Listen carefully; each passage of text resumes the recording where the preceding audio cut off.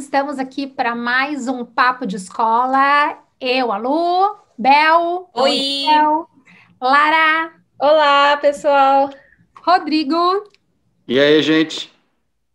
E hoje não temos aqui o Vini, mas é por um bom motivo. O Vini está de licença paternidade. Nasceu a Nicole. Ê! Uhul! Bem-vinda, Nicole! Bem-vinda, Nicole! Mas daqui a pouco, quando as coisas se acalmarem, ele volta para participar aqui junto com a gente. E hoje a nossa conversa vai ser sobre um tema muito importante e bastante complicado também, que é a questão do erro na aprendizagem. A gente fala muito, muito, muito sobre a importância da gente poder aprender mais com os erros, mas o fato é que, infelizmente, nas escolas o erro ainda acaba ocupando um lugar meio complicadinho, né? A gente ainda acaba muitas vezes penalizando, né, os erros, vendo muitas vezes os erros como sendo coisas negativas e nem sempre aproveitando todo o potencial, né, que a gente tem de poder aprender, né, com os nossos erros e tentar melhorar. Então, hoje a nossa conversa vai ser um pouquinho sobre isso. A gente vai contar um pouco das nossas percepções sobre isso, das nossas experiências e também dos nossos erros. Então, vamos lá. Quem quer começar contando um pouquinho sobre alguma experiência que tenha tido ou como lida com os erros na sala de aula? Lara. Oi, Lu! Isso é engraçado essa pergunta, porque aconteceu hoje comigo, exatamente hoje, um exemplo concreto, que aí tem uma semana que começou o semestre e a gente está começando a conhecer os alunos e tudo, né? E os alunos também conhecendo os professores, e aí ficam naquele. Tipo, e eu comecei a dar aula esse semestre para o pessoal de segundo semestre. É a primeira vez que eu dou aula para o pessoal de segundo semestre na graduação. E aí, o primeiro semestre, normalmente, eles estão muito acostumados ao professor pedir tudo, né? Tem que fazer assim, com esse lápis, nesse papel, desse jeito. Aqui está o exemplo, é só copiar. E aí chega no segundo semestre, eles querem o nome do papel, o nome do lápis, querem um exemplo para copiar, meio que igual aquela história do tracejadinho, passa por cima, é isso que eles esperam. Só que é engraçado porque eu dava aula antes para o aluno de segundo ano, quem acabou de sair desse primeiro ano. E eu nunca tinha dado aula para o primeiro ano. E os alunos de segundo ano, eu nunca entendia por que que eu dava um projeto. O projeto era sempre assim, gente, vocês vão ter que pensar numa ideia para resolver um problema. Aí, alguém tem alguma pergunta? A primeira pergunta era, qual que é o papel que a gente tem que fazer os desenhos?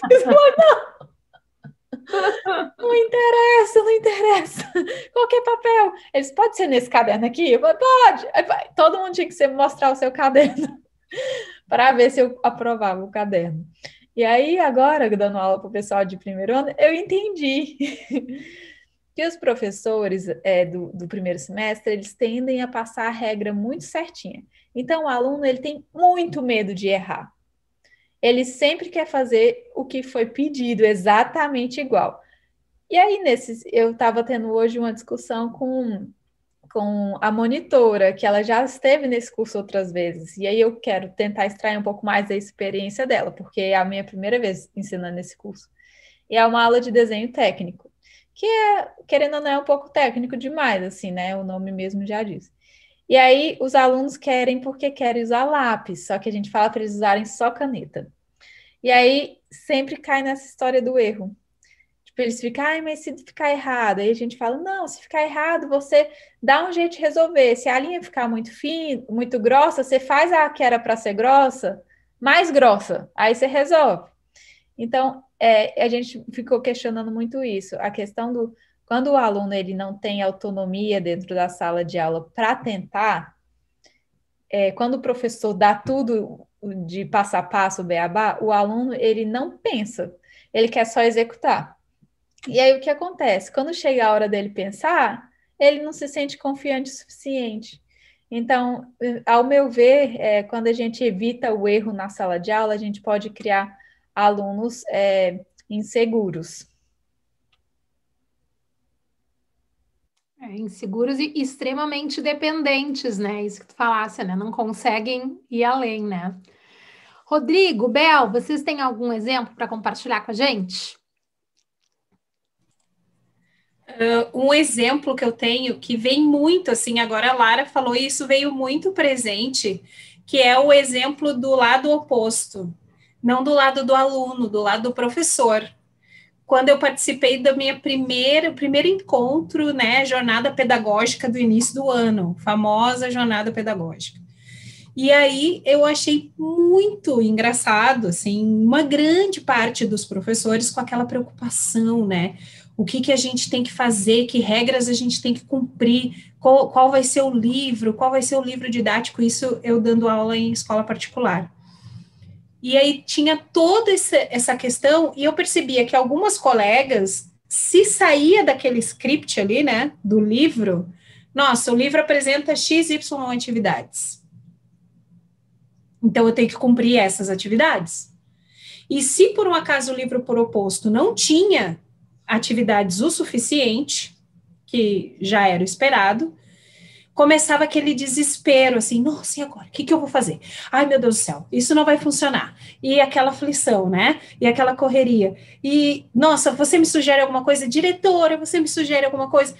Então, sempre aquela insegurança de se entender que aquilo já está lá, porque ela acabou de terminar um ano letivo, né?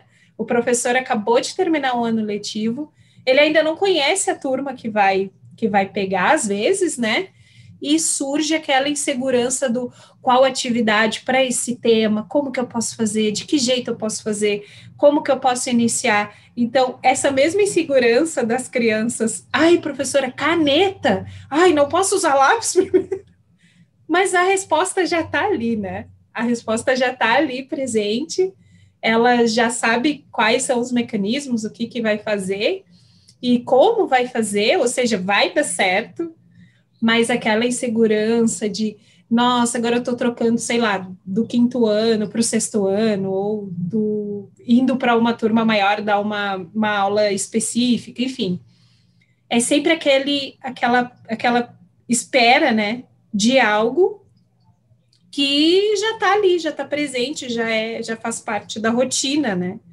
Então, eu me lembrei muito quando tu falou disso, da caneta e do lápis, eu me lembrei, assim, veio elas muito viva na minha cabeça, assim, nossa, que atividade que eu faço, alguém me sugere alguma coisa, e faltava, sei lá, 3 meses para ela executar a atividade, sabe? Então, é impressionante como a insegurança, o medo sempre está presente, assim. Bel, eu não sei se você percebeu isso, mas isso eu vi nas minhas aulas. Se as pessoas, quando elas têm muito medo de fazer errado, elas demoram muito para começar. Aconteceu isso? Aconteceu isso, muito. E até com as crianças também, né? Quando eu coloquei aí esse post, o primeiro post que teve nessa semana, foi justamente por isso, porque a gente idealiza a aula. E idealizar é isso, é idealizar. A palavra mesmo já diz, é uma ideia do que vai acontecer. E aí, o quanto você está aberto para que caminhos diferentes surjam, né? Porque pode acontecer, as crianças não se expressarem, a atividade não funcionar, e 1000 coisas. E, às vezes, esse início de projeto, esse início da projeção, da ideação da aula, ele demora muito para acontecer, porque fica tanto naquele, ai, como eu vou fazer, como eu vou fazer, como eu vou fazer, e não o porquê que eu estou fazendo essa atividade, qual é o objetivo final dessa atividade, por que eu estou respondendo essa questão, o que a professora quer com isso, ou qual é a resposta que eu acho que é a que eu me lembro na minha cabeça, né? Então, as pessoas ficam com essa ânsia, assim, né? E surge coisas que, enfim, levam à insegurança. Eu fiz essa pergunta porque aconteceu comigo a mesma coisa também. Quando eu fui dar essa matéria, quando eu soube que eu ia dar essa matéria, eu entrei em contato com os outros professores que já davam essa matéria há muito tempo. Então, eles já têm a disciplina, assim, bem refinada. Tudo já está definido por dia, por hora, tudo, sabe? E aí, fui percebendo que era tudo muito rígido e tudo muito já definido. Aí eu falei para eles, os alunos, vocês passam o exercício, eles já vão fazendo ou sempre fica para casa para fazer? Aí eles falaram, não, tem muito aluno que, assim, enquanto você não vai lá conversar com eles, eles não começam. Fica olhando para o papel meia hora e não começou nada. Aí a forma como ele via é que você tinha que ir atrás de cada aluno, olhar primeiro para ele depois começar. E a forma como eu interpretei é que os alunos tinham medo de fazer o que ele não, de fazer diferente do que ele estava dizendo. Então, eles esperavam o professor ir lá para validar, para depois eles começarem. E aí, uma coisa que eu fiz, eu falei, gente, toda vez que eu passar exercício, a gente vai fazer o speed drawing, que é tipo desenho rápido, que é sem nenhum material, sem nenhuma régua, sem nada de medir, é só o papel e a caneta mesmo, e a gente vai fazer aqui em 5 minutos o que a gente conseguir fazer. E aí eu faço junto com eles. Mas só que eu falo assim, não importa se está torto, se está reto, se está certinho no papel, a ideia é você conseguir ter uma ideia do desenho no final. Aí a gente faz o que eu chamo de speed drawing. E aí eles já começaram mesmo a fazer o negócio do papel, eles continuam de forma, assim, desengata, né, eu acho. É como dar o start no motor no carro frio, né? Você vai lá, dá uma esquentadinha, dá uma chaculejada e a coisa flui. Tirar um pouco da linha do conforto, né? Isso é bom. Rodrigo, tu tem alguma experiência para contar para nós? Sim, experiência aconteceu comigo no começo, né? Que era aquela questão de você fazer meio que o script da sua aula, não só mentalmente, mas até no papel, você ter meio que decorado a aula e chegar e replicar aquela informação, que é o que os alunos estavam fazendo com Lara, né? Eles estavam replicando as informações que eram passadas para eles no formato que era pré-determinado, então nada de novidade, de criatividade, né? E é interessante isso, porque muito professor tem isso na cabeça, de que, não, o importante é que eu defina os conteúdo, o que é que eu quero abordar e chegue lá e passe para o aluno. E, na verdade, existe muito pouca interação. E a gente nessa pandemia, a gente está sentindo muito falta da interação, mas tem professor que nunca interagiu com o aluno. Quem está sentindo falta da interação é quem interagia com o aluno. Porque para pensar, eu sinto falta da interação. O cara chegava, escrevia no quadro, falava. Quando alguém perguntava, não, daqui a pouco eu respondo. Falava. E aí a pergunta, esqueci. Né? Então, assim, eu achei engraçado, eu achei legal um formato, né? Porque muita gente usa o formato meio que de vlog, né? Começa a falar, é como se estivesse segurando uma câmera, começa a falar e não para, né? E vai falando. E eu acho que não pode ser assim. Eu acho que você tem que ter na sua cabeça, na mente, os tópicos que você quer trabalhar. E você tem que dialogar com o aluno uma possível forma de que eles possam entender esse conteúdo e que você possa tornar isso mais prazeroso, que você possa perceber quais as dificuldades dele. Uma preocupação minha nesse início de ano letivo, que vai começar agora, para alguns já começou, né? Como aqui em Recife, a gente está ainda no período de vestibular do seriado da estadual, mas uma preocupação minha é tentar compreender o que é que eles absorveram de todo esse período. Por exemplo, o aluno que veio do primeiro para o segundo ano.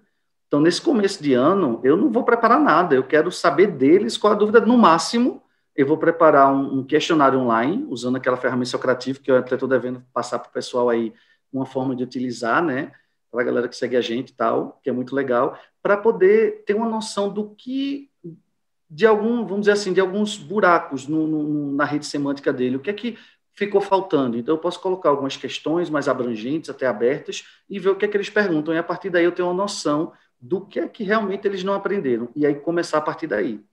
Então, eu acho que a gente tem que tentar preencher a rede semântica deles, não deixar tantos buracos. E eu percebo que, por conta dessa falta de interação, dessa ausência do aluno, onde o aluno estava com a câmera não, né? Estava lá linkado, mas com a câmera desligada, e estava dormindo, estava passeando, estava fazendo outra coisa, né? Que era a ausência, né? Na forma de câmera desligada, né? Que é a nova falta, o novo modelo de falta.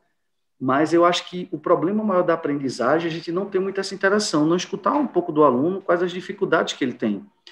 Tem também a gente tem também um problema sério, que são um pouco a pressão das coordenações, das direções, em cumprir aquela carga horária, em seguir aquele plano de ensino que você organizou no começo do ano, né? Então, essa é uma preocupação também. O professor fica meio, poxa, mas se eu perder essa aula, entre aspas, né, fazendo essa dinâmica, tentando ver, poxa, o aluno está com muita dificuldade em sistema digestivo, deixa eu ver como é que eu posso fazer para melhorar essa compreensão. Você não está perdendo aula, mas para alguns coordenadores diretores, você está enrolando.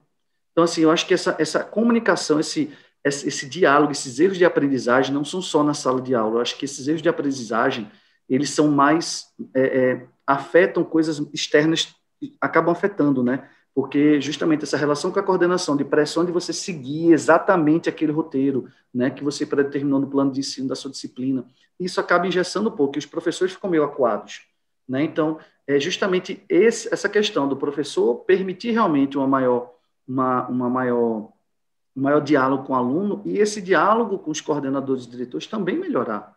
Eles perceberem que, pô, não, eu quero que o aluno aprenda, eu não quero exatamente que ele, eu vi todo o conteúdo, beleza, mas a que qualidade, em que nível? Né? O aluno aprendeu, entendeu alguma coisa, assimilou, né? Conseguiu colocar na memória de longo prazo dele, ou será que ele gravou aquilo ali, decorou na memória RAM dele e deletou, quando espirrou logo depois da prova? Então, essa é a minha preocupação, esse é o principal erro de aprendizagem que eu vejo, da gente querer replicar um script pré-determinado, onde a gente fala que nem um robô, como se estivesse num vlog, né, fazendo uma gravação para um canal no YouTube e no Insta, e o aluno não aprende nada, ele só está balançando a cabeça, né, que é o aluno calango, né, balançando a cabeça, fingindo que entendeu algo que ele não entendeu. Acho que é um pouco por aí. Mas exemplos eu mesmo fiz isso no início. Né? Eu mesmo fazia isso, com insegurança que a gente tem logo no começo. Depois a gente vai criando essa segurança e vai mudando esse formato. Né?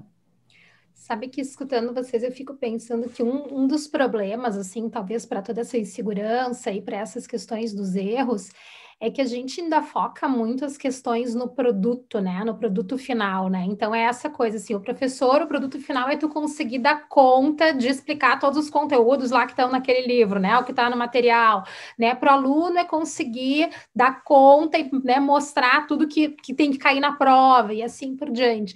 E a gente acaba, né, pensando um pouco no processo em si, né? E acho que quando a gente consegue criar espaços para falar mais sobre esse processo de aprendizagem, o erro toma uma dimensão diferente, assim.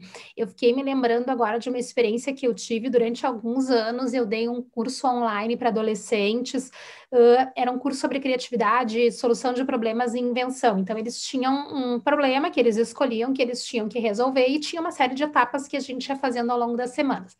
E aí, eles tinham que criar um protótipo, testar esse protótipo e tal.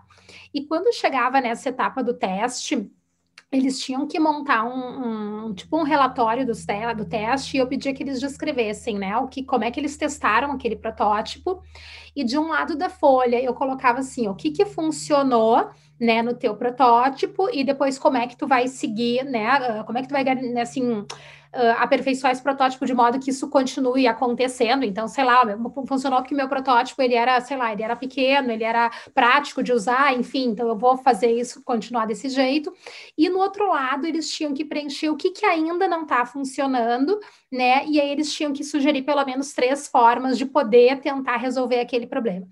E era bem interessante porque, assim, eu já organizava isso de um jeito que era óbvio que eles tinham que preencher os 2 lados, então não tinha como dizer assim, não, meu teste deu 100% certo de primeira, né? Não, tinha ali uma coluna inteira, o que ainda não funcionou, como é que... Então, eu já esperava deles, né, que algumas coisas fossem dar errado, né? Ou seja, eu já dava no próprio processo tempo, né, assim, de reflexão, de poder olhar sobre isso, né? Agora, se tu fica só nessa questão, né, nessa atividade específica, eu tinha essa liberdade de poder fazer isso, né? Mas quando muitas vezes a gente tem aquela coisa de simplesmente fazer uma prova, e aí é só aquela resposta que vale, né? Tu tem que seguir o gabarito e tudo mais, esse espaço, né, do processo se perde, né? A gente fica com só essa preocupação com o produto final, com o resultado final, e aí acaba que gera esse medo, né? Eu sei que eu só tenho uma resposta possível, eu sei que eu só tenho um jeito de fazer as coisas acontecerem, e eu acho que aí essas questões, né, do medo de errar, dessa insegurança, acaba ficando,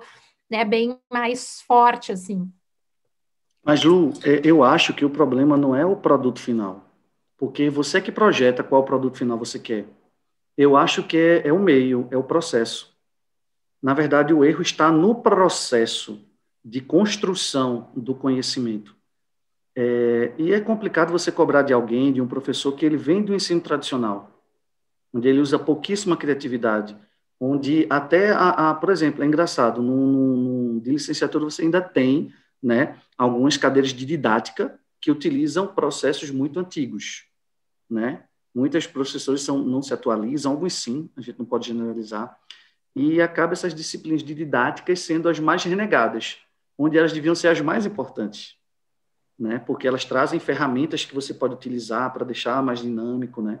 Então, eu acho que é o processo, porque se você define como vão ser as etapas do seu processo, você chega no produto que você quer, né? Mas a gente, quando passa num sistema de ensino que é extremamente engessado, onde você tem que treinar, porque você não ensina, você treina.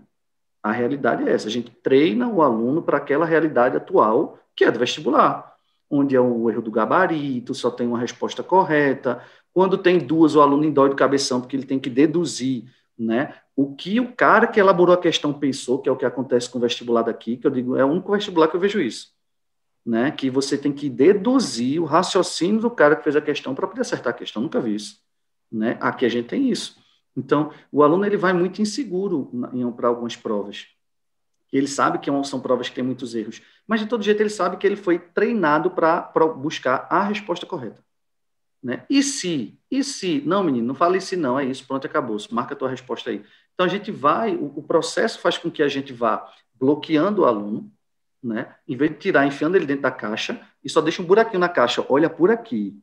Então, o processo está complicado. Por exemplo, a avaliação na forma de testes é diferente, porque você gera nota na avaliação continuada, onde você vai avaliando com testes, com atividades, com projetos, e você vai observando toda a desenvoltura e até seguindo o que a gente chama do chá, né? Que é a parte cognitiva de habilidades e atitudes. Porque o que é que hoje o ensino? Ele só prima mais a parte cognitiva. Quais as habilidades que os alunos desenvolvem, principalmente as atitudes, né? Então, assim, a questão atitudinal, dele apresentar, dele declamar, dele dialogar com outro aluno. Tem aluno que entra na sala e fica mudo, calado. Não fala nem com outro aluno. Quando você pergunta alguma coisa, ele tem vergonha, não quer falar. Se é para apresentar um trabalho, ele é envergonhado. E ele vai ter que apresentar no trabalho dele alguma coisa. Ele vai ter que ter essa habilidade, né? E atitude de comunicação. Então, são várias falhas, eu acho que no processo, não no processo, né, na estrutura da nossa educação, que acaba fazendo a gente falhar no processo e o produto final não é o que a gente quer, o que a gente deseja, o melhor que poderia ser. Essa tua fala, Rodrigo, ela fez muito eu lembrar de uma fala de uma professora que chegou até mim para conversar uma vez, e ela dizia assim, eu me sinto amarrada, porque eu tenho todos esses, né, essas metodologias pré-estabelecidas através do livro que a escola adota. A coordenação tem uma solicitação em cima disso, para que a gente inove em cima do que está sendo dito. Se em algum momento eu mando ou eu envio os alunos para casa sem atividade durante uma semana, por exemplo, porque as atividades estão sendo executadas em sala e são atividades que têm uma métrica um pouco diferenciada, porque ela está fazendo um teste, os pais cobram a professora. Então, ela fala assim, eu me sinto cobrada de todos os jeitos, porque se a pergunta que vem dos pais é, como é que meu filho vai passar no vestibular? Se eu não estou vendo ele fazer atividade todos os dias sobre esse assunto. E no caso dela, era atividades de ciências. Aí ela, aí os pais cobravam. Que não tinha questões para responder, não tinha livros para ler, né? Tantas folhas, enfim. Porque isso também pesa, né? Porque essa cultura, que nem você está falando, essa cultura do processo, ela está aí há muito tempo. Então, isso já está, inclusive, nas famílias. Né? Essa exigência por atividade, por caderno cheio, que eu já ouvi muito isso. caderno cheio, muita atividade, muita maquete, muito. Quando não tem, surge essa cobrança para cima do professor.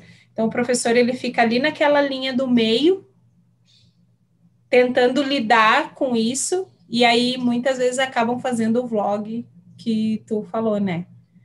E eu já fui professora de vlog também. Da gente chegar e tem essa meta e eu tenho que terminar, tá terminando o trimestre, vou, não consigo perguntar, não consigo fazer nada, quem acertou, acertou, quem não acertou, tchau e benção, vai fazer a prova de recuperação. Já fiz muito.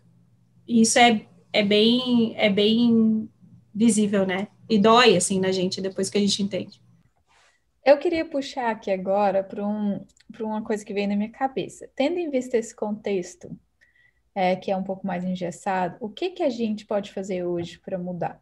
Então, quais são as estratégias que vocês usam para aceitar o erro dentro da sala de aula? Vou falar uma que eu uso, por exemplo. Então, por exemplo, os alunos eles podem apresentar o projeto na segunda-feira e a gente faz uma sessão de feedback, assim, todo mundo recebe feedback dentro daquele projeto que eles fizeram.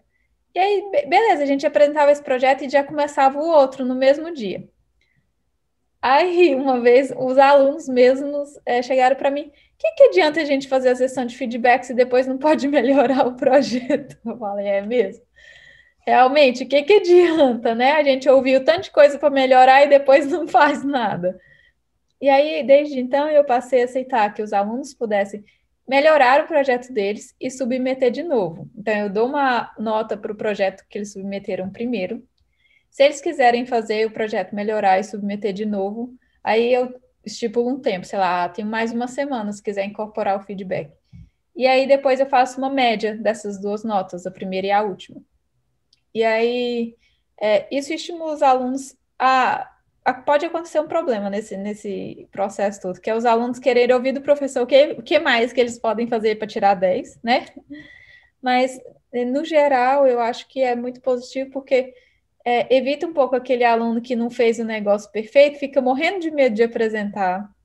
Então, assim, a gente mostra que a sessão de feedback é um momento de ouvir melhorias. Mesmo quem fez o projeto muito bem, assim, é um momento da gente compartilhar o que poderia ser melhorado e tudo. E aí eu acho muito legal quando os alunos mandam de novo, porque mostra que eles reconheceram que eles podem melhorar e eles já conseguiram fazer aquilo dentro de uma semana. Então, assim, eu acho que eles se sentem capazes de conseguir evoluir. E eu acho que, no fim das contas, esse é o objetivo da educação, fazer com que as pessoas tenham gosto por aprender e se sentem capazes de evoluir sempre, né? Eu gosto muito dessa sugestão que tu dá, Lara, porque eu acho que é bem isso. A gente, no meu ponto de vista, a gente tem que oferecer mais oportunidades para, de fato, refletir sobre essas coisas que, né, sobre esses erros, sobre essas coisas que não deram certo, sobre, né, aonde a gente está no caminho. A gente fica o tempo inteiro falando, né, tanto da importância, né, da mentalidade de crescimento, dessa coisa de, não, eu ainda não consigo e tal, mas a gente marca, né, se a gente for parar e pensar o que faz o aluno se movimentar na escola, movimentar no sentido de passar de um ano para o outro, é o número de respostas corretas que ele dá. É isso, né? Então, assim, o número de respostas corretas que eu dou numa prova define a nota que eu tiro e é isso que me faz seguir adiante. Então, a gente tem uma lógica de penalizar qualquer tipo de erro, né? A gente não tem essa lógica de valorizar o crescimento, né? E então, eu acho que qualquer alternativa onde a gente possa, né? Um aluno possa fazer uma atividade, mesmo numa prova, né? E a gente possa trabalhar aquilo ali, ver, claro que ele não vai, se tu vai fazer simplesmente uma prova de xizinho, né? Daí não tem sentido tu dar essa oportunidade para ele fazer de novo, porque ele vai gabaritar na próxima vez, né? Mas de poder refletir, o que me fez, por que eu não consegui acertar antes, ou como é que eu estou estudando, por que eventualmente eu não estou conseguindo entender esse conteúdo, ou o que eu entendo agora que antes eu não entendia, enfim, eu acho que é importante que a gente ofereça algum espaço de reflexão, né, sobre essa trajetória de aprendizagem. Para mim, eu acho que isso é fundamental, assim, se a gente de fato quer ter uma relação menos complicada, vamos dizer assim, com esses erros e realmente fazer com que os erros façam parte de um processo, né? De crescimento, de descoberta, de aperfeiçoamento, né? Lu, eu acho que é a mesma coisa. Essa questão do erro, ela é muito importante. Só rapidinho, Bel, porque a gente tem que dar abertura. Eu digo para os alunos, gente, a hora de vocês errarem é aqui na sala. Quando eu perguntar alguma coisa, falem o que vocês acham. Se tiver errado, a gente vai corrigir, né? Eu vou perguntar a você, tentar através de perguntando a você para você tentar chegar na resposta mais correta possível, porque às vezes a resposta é a mais correta possível, mas ela tem outras variáveis, né? Então, eu acho que é abrir espaço para o erro. É complicado, sabe? Porque o aluno, ele tem medo do erro. Ele acha que ele sempre tem que acertar. E não é bem assim, né? Então, talvez ele se preparando para o erro, ele acertar. É engraçado isso, né? Talvez ele se preparando para o erro, ele acertasse mais, porque ele ficaria mais à vontade, ele tiraria um peso das costas e talvez desse melhor em provas de ABCDE, né? Provas com questões fechadas. Já com provas de questão aberta, muitos alunos se dão bem porque eles conseguem expressar, né? Apesar de que, às vezes, eles dão um espaço pequeno, pedem para você escrever sucintamente, se escrever demais, eles cortam. Também é sacanagem isso, né? Assim, o USP, Unicamp, eles têm mania de fazer isso, né? Nas questões abertas, e ele escreva pouco, sucinto e não enrole, porque se passar daqui eu corto. Aí tem aluno que gosta de escrever, e assim, escreva 3 características. Se você escrever 4, ele tira ponto. Ou seja, você está primando pelo que há, porque eu não quero ter trabalho, porque existe uma chave de resposta para eu tentar ter uma isonomia na hora da correção. Isso não existe. É a mesma coisa que você criar uma chave de resposta para corrigir redação, né? Então, assim, são coisas que eu discordo veementemente, mas eu acho que dá a possibilidade do erro. Agora, como é que a gente pode minimizar, como Lara perguntou, como é que a gente pode tentar? Primeiro, tentar mostrar ao aluno o que ele tem na rede semântica dele, o que ele já aprendeu. Então, você pode, no início de uma aula, tentar resgatar com algumas questões, até não precisa ser um questionário, perguntando aos alunos, aleatoriamente, né, se eles têm alguma coisa daquele conteúdo na cabeça, porque ele não é um mapa, a gente sabe que o aluno não é um quadro em branco, ele tem informações, né, que ele vê no dia a dia, escuta na internet, e a gente tem que começar a adaptar, é triste isso, eu não concordo tanto, mas eu acho que a gente tem que começar a adaptar a velocidade da informação, o que a gente passa, na velocidade da informação deles, e começar a trabalhar com pílulas de conhecimento, com pockets, né, porque cada vez mais eu percebo que o aluno ele quer gastar menos tempo lendo, gastar menos tempo ouvindo, e até vendo, né? Quando é uma coisa interessante que deixa ele, não exige tanto do pensamento, do raciocínio dele, beleza, ele fica lá horas vendo, né? Desenho animado e tal.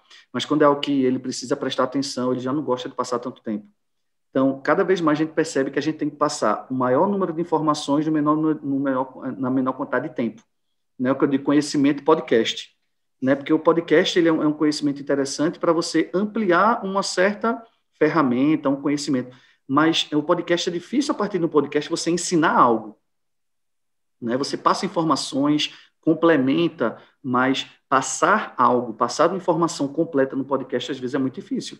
Né? Mas essas pílulas do conhecimento é o que o aluno quer hoje, ele quer facilidade. Ele não quer ter trabalho, ele tem que ter essa consciência também que estudar, chegar onde ele quer, ele vai ter que traçar meta e vai ter que ter trabalho para chegar lá. Né? Tem que se esforçar um pouco. Eu acho que essa falta de esforço de muitos alunos hoje, pela facilidade que eles têm de ingressar em várias faculdades particulares, quem tem condição financeira, óbvio, né? Isso acaba fazendo com que ele se esforce pouco.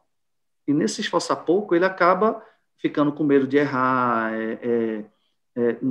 ficando mais fechadinho, porque não tem problema eu estar aqui me prejudicar, porque eu vou passar de todo jeito, né, numa faculdade dessa. Então, isso complica, porque a gente até fica sem argumento para ele. Vamos, rapaz, se esforçar, porque tu estás almejando passar numa federal, aí o coitado do aluno vai para o SISU disputar com uma pessoa que está fazendo 10 anos de vestibular, né? E um aluno que acaba o 3º ano. Então, é assim, meio desumano essa questão.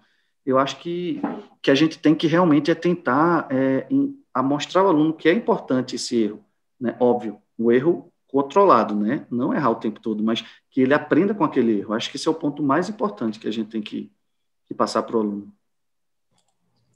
Uma atividade que eu não fiz, mas eu participei, falando rapidamente, de ter na sala de aula, não só para professoras que têm a sala de aula fixa, né, como professoras do ensino fundamental, mas o professor que é só o professor da especializada ou da disciplina fixa, né, que muda de sala, é ter o momento do eu não sei.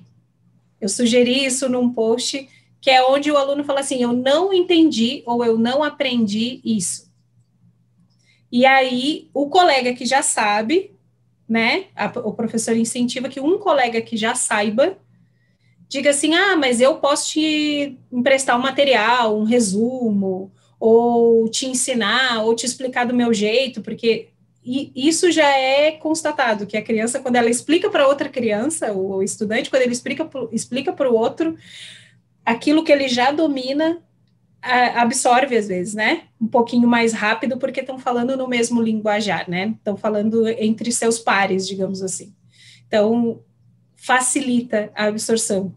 E aí eu achei muito interessante a dinâmica que essa professora propôs e super funcionou, né? Então, eu achei muito, muito bacana. E aí, respondendo a pergunta da Lara, eu acho que pode ser algo que ajude aí, que funcione dentro dessa questão de eliminar esse medo do erro. Uma outra coisa que eu fico pensando, e eu acho que o ano passado, com toda a questão da pandemia e das aulas online, isso também acabou acontecendo muito. Eu acho que muitas vezes a gente, na figura do professor, a gente também tem medo de errar, a gente também tem aquela ideia, né, de que a gente tem que saber tudo e, né, e dar conta de todas as coisas, está muito naquele lugar de saber, assim. E eu acho que uma coisa que foi curiosa, né, o ano passado, foi a coisa de todo mundo ter que aprender a lidar com todas essas ferramentas, assim, né, não se teve tempo de preparar, né, a gente teve que começar a usar. Então, também teve muito erro, né, também teve gente, esqueci de gravar, esqueci de não sei o que, não, eu tinha que compartilhar, não compartilhei, Então, eu acho que isso também é uma coisa legal, é o professor também poder falar dos seus erros, também poder falar das suas dificuldades, também mostrar que está aprendendo, né, também não ficar nessa posição, assim, idealizada de não, eu sei tudo, né? E eu acho que nesse ponto isso foi um ganho, assim, né?